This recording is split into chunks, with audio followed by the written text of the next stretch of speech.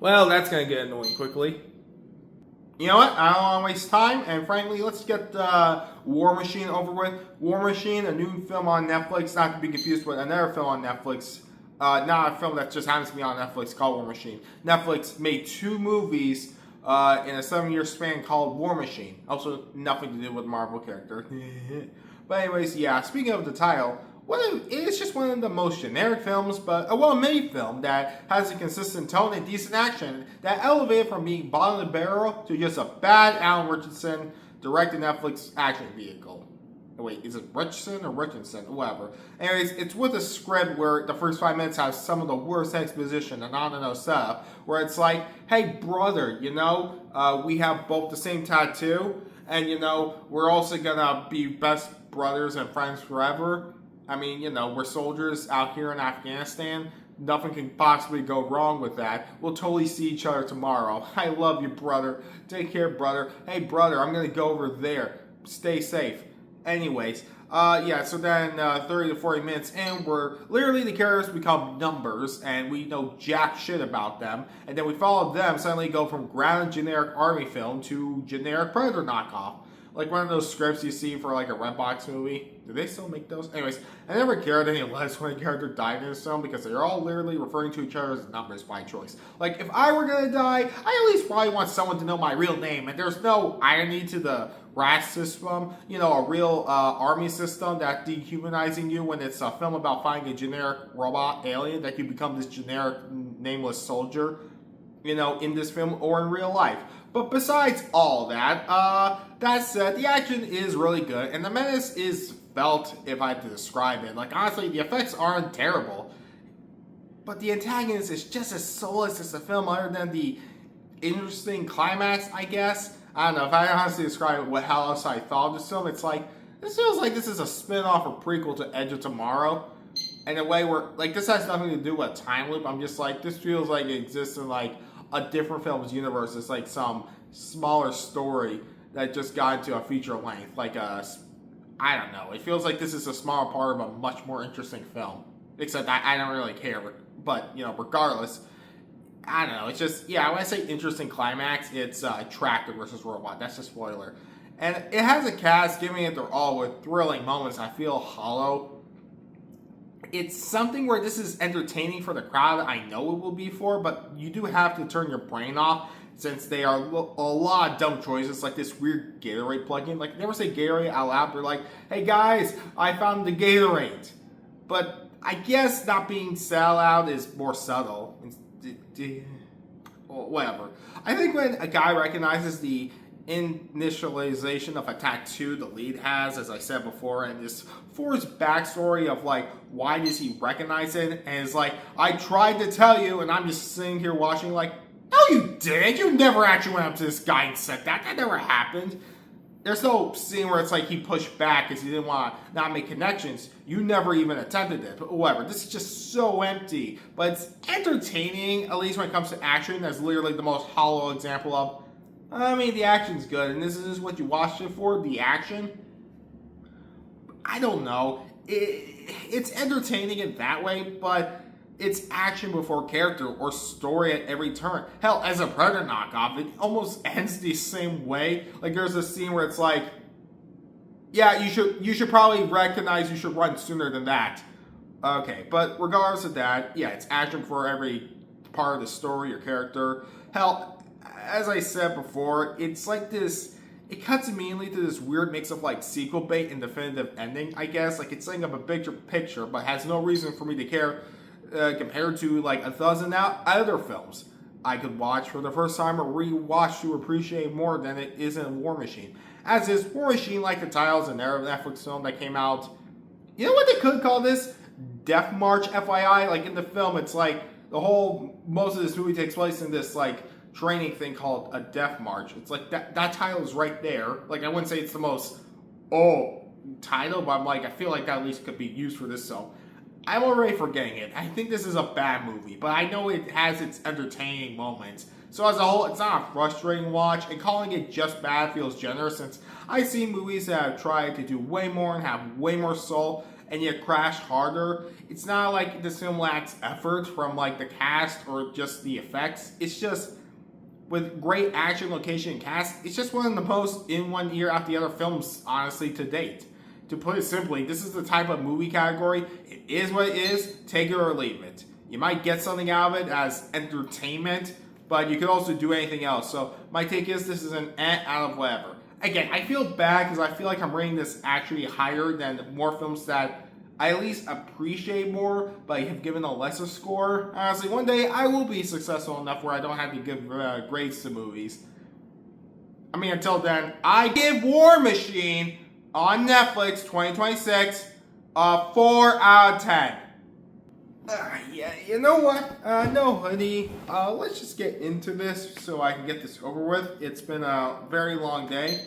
And let's just talk about Hoppers, the newest film from Pixar. Now, this better be worth the $9 ticket I got for 20% off, on top of whatever gas bill I have to spend because I have to drive to the theater and back to college. Can you believe it these days? But like back in my day, 10 years ago, God, what happened to my youth? You know, 1 month from now, I'm going to be 22 years old, and it's hard to imagine as an aspiring filmmaker on Tuesday I'll be working on my next project. Hopefully, you know, as all filmmakers like to say, let's hope nothing goes wrong in the process. Macbeth. Now, one of the fundamental parts of my childhood that made me love film is definitely Pixar. Still going strong, while many try nothing else is like Pixar. Sure, like always, because film is subjective, I'm sure some will say this is Pixar's best film in years. Sure, like always, because film is subjective, and, you know, because the standards of Pixar are impossible, and I wouldn't call it, you know, their best film in years, because I think they made great films still throughout this decade. And they're all just very different and show just like this unique point of view that what makes Pixar Pixar. And sure, until probably Project Hail Mary comes out, this is my favorite film of the year so far. I mean, I've only seen like 8 or 9. But still, it is definitely a very high standard for like films coming out this year because, man, I love the Hoppers. So yeah, honestly, I don't even know since I think how each film Pixar made this decade, whether original or sequel, people have in their head what Pixar movies should be, and most would agree it's not Lightyear. But besides that, I think for Pixar to continue thriving as one of the most one-of-a-kind studios that is to make films that they want to make, and not what executives will make the most merch sold. Which I'm looking forward to the Mario movie in a month, but I'm not buying the Mario Galaxy deodorant.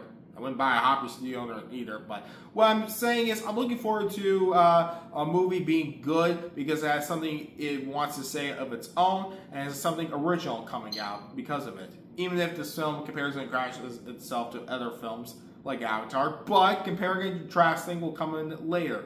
For now, let's talk about the film on its own. So it's from the creators of We Bare Bears and Pixar veteran director Daniel Chong, while the movie is written by Jesse Andrews.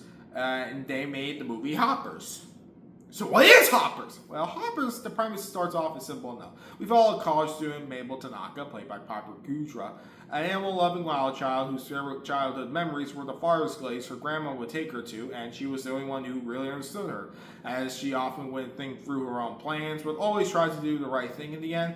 So, in the present day, when the mayor, played by John Hamm, plans to tear down the glades to build a new freeway, as you do, or as our government officials do, Mabel struggles to get support and is advised by a scientist, played by Kathy Najimy, to find a beaver since without reason the animals have left the spot and bringing one back should bring them all back. But when that falls through, she ends up discovering a way to save the glades she never imagined. The scientists and her partners have developed a new technology called, I believe it's called hopping technology, if I remember correctly from the movie, which allows them to have their minds transferred into robotic animals that allows them to talk to them and fool them into thinking they're one of them. So the story follows Mabel after stealing a beaver hopper, hopping into a beaver robot, whatever, into discovering a bizarre animal kingdom where the mammals are led by the beaver king George, played by Bobby Moynihan, do what they can to survive, you know, given their circumstances. But when Mabel suggests his ideas to fight back that disturb the natural order, she must now deal with both humankind and animal kind when it comes to saving everything she holds dear, both old and new ones she finds along the way. I would say one of the movie's cons is sometimes being predictable. Like, with that premise, it's not hard to guess a certain plot point that would or wouldn't occur thanks to this setup. But this movie truly gets unpredictable. The trailers don't show just how wacko this movie becomes by the end, and who ends up being the main antagonist. I love so much about the movie, and I know this film won't get its full merit since I'm sure people are going to judge this for not being anything revolutionary or groundbreaking. I mean, Taxi Driver came out 50 years ago, so how does this compare to Taxi Driver? With all that being said, this animation is beautiful, and I love the details of how the animals look with realistic pupils and more cartoonish design depending on whose POV it is. And sure, sometimes I did think the art direction was a bit too cartoonish. I mean, man, not since The Incredibles with Dash's teacher did someone have such an oval-shaped head. But still, it is evident during a certain plot point again I didn't see coming, but it's a welcome one. It's just how creative this design standpoint is. And I really like the character of Mabel. Don't ignore that sound. And while I'm sure some might see her as a stereotype of nature lovers, not that she is one, she just exhibits some traits like focusing all her attention on it, and like I said, not thinking her brilliance through. But that is the point. She's flawed, and her character arc follows her maturity. If anything, it's not really a coming of age story. It's a coming of human story, if I had to describe it. The type of story where she realizes the good in people, and the only real spoiler I can suss about that is with the character of King George. Having watched the We Bare Bears movie recently, because I was going to compare and contrast that to this. I mean, not really, but Bobby Moynihan gives a fantastic performance, and honestly, I do think he's always underrated. I remember being like, man, he's really good in whatever the Steve Carell, The Imaginary Friends movie. I honestly can't remember the title now. Whatever, I think Bobby Moynihan's an underrated actor, is my point. And he plays this character with so much life as this extroverted, genuine creature that sees the good in everybody and becomes Mabel's good friend in such a short amount of time. As much as I will talk about Avatar, it's more like a weird mirrored version of The Wild Robot, which was both funny and beautiful too, but it's an apples and oranges situation. It tells its story more straight-faced and more serious stakes at the start, and it's trying to make the animals feel realistic. And here, it sort of has the same elements, but the animals are way more exaggerated for comedic effect and give this movie a strong identity of its own in that sense. While some aspects are fact, it's not Finding Nemo, I don't think the intent was like, well, how would these animals react realistically? Or fish. I'm thinking about the fish getting eaten. Anyways, and I think the movie works because it's really funny and has so many good jokes. And jokes in the trailer I thought I wouldn't like. Like in the trailer, there's a scene where the animals make weird noises, and I thought it was noise for the sake of noise. But in context of what they're trying to make vocalized, it makes it way funnier. Though sadly, I don't want to talk about the comedy at risk of spoiling it. But this movie balances both being darkly funny, like the fate of one character in the hands of Mabel. You'll know it when you see it. For real, when I compare this movie to Avatar, though, I don't dislike those movies, but no one... Oh, wait, actually, that may not be true. I don't want to see the third movie. And maybe I'll check it out when it gets on Disney+. Anyways, I don't dislike those movies, but no one ever actually gives a crap about the environmental messages with those movies. Here, though, okay, it's not to the extreme it is with, the ozone layer, but I don't know. I think it would actually teach kids about the environment more without being so hand-holdy. It's not the most subtle, but... I see the world we live in now. And look, I love, as I said, so much about the film's execution, and sometimes I do have a problem with, it is pretty fast-paced. Some of the side characters, while not bad or not that memorable, like the toys, if I had to describe them, it's like a lesser version of the side characters in Toy Story 1 before you see all the other movies to be spending more time with them. I'm like, yeah, they're fun, but they're not as well written as that. It's, sometimes the dialogue can be a bit interchangeable. I don't know. My biggest problem with the movie was probably at the end with a lack of consequences for some actions or a clear explanation of how all this was resolved. I'm like, yeah, it's not like I don't mind where it gets to in this conclusion. It just feels like we're missing a couple steps. But whatever, it didn't bother me that much. And yes, I also know this references, but not really. I don't care about the Pixar timeline because Cars would not make sense in general. As I'm writing this, they're going to make a Monsters Inc. 3. So at least we got original films like this that prove that Pixar is still the high bar. And there's so much with spoilers I want to talk about. And I want to say stick around for the post-credit scene. Just to see how much this movie is thought out well. It's not the cute, but mildly funny at best mid-credit scene. But a payoff I think boosted my love for the film right at the end to stay for the end credits for. And no, it's not a teaser for Toy Story 5. Oh man. It gets bright and colorful in its own right, and the right moments, but also knows when to be dark and quiet for the more serious moments. And sure, Getting There isn't always the most smoothest, but it's always entertaining. Some parts could be better, like when I talk about the credits, it said that SZA wrote a song for the movie. I was shocked that the generic song I just heard was the SZA song. Unless people yell at me and tell me I'm wrong and it's SZA's best song. Well, I say, well, technically her name is SZA. I deserve the booze. So all these don't bother me, and well, Toy Story 5 will definitely define Pixar in 2026 more in every way. This shows what I think they can still do new, and I'm optimistic still for Toy Story 5, because Pixar, while not perfect, is Pixar, because you look at the movies like Hoppers as an excellent and loving movie that I think over time I will appreciate more and more, and might even make my top 10 at the end of the year. Well, hopefully, better movies come out. I think this film is excellent, but I definitely think there are movies that have, challenged me, or maybe think of film and life in a different way. And this wouldn't be one of those movies. I'm just saying, if I saw ants or something, get into the cupboard, I'm not gonna, I'm gonna be like, oh God, am I a monster? Anyways, it's an excellent and loving movie that I think over time I'll appreciate more. And while it doesn't make me cry like the best of Pixar, it makes me smile like the best of Pixar. And it is another instant classic for Pixar. And damn it, it's a great movie in its own right, and I highly recommend it. Totally worth the $9. Now, if it was $9.01, I give Hoppers an 8.5 out of 10. Hell, maybe I would even give it a 9. Who knows? As of now, thanks for watching. Make sure to like and subscribe.